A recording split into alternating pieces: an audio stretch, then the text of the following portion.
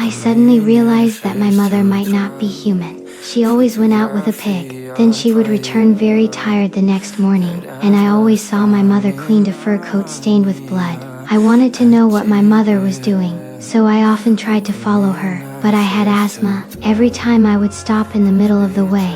One day while we were washing dishes, I asked her what she did every day.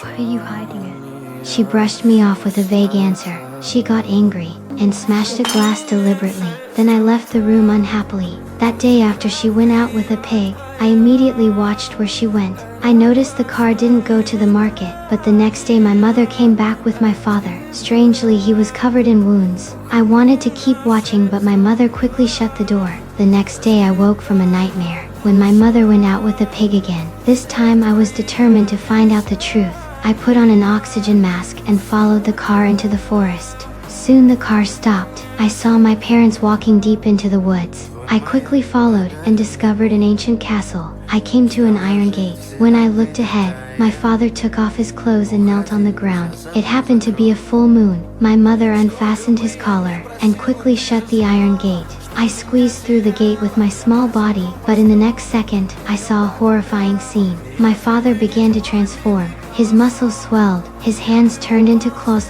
and he became a werewolf. I was terrified, and my mother carried me away. The next day, my father sat blankly at the table, not knowing how to explain to me. Then he took me to the place where he had mutated yesterday, and revealed the family's secret. It turned out my dad was a werewolf. On nights of the full moon he became a monster, so he had to eat living creatures each time to become human again. Then I also understood my dad's hardship. In the end we hugged each other. The next day my dad took me to chop wood. He proudly said that the whole forest was his territory, and he would protect our family here forever. Even though he turned into a werewolf, he still loved me. So do you think werewolves really exist in this world? Please comment.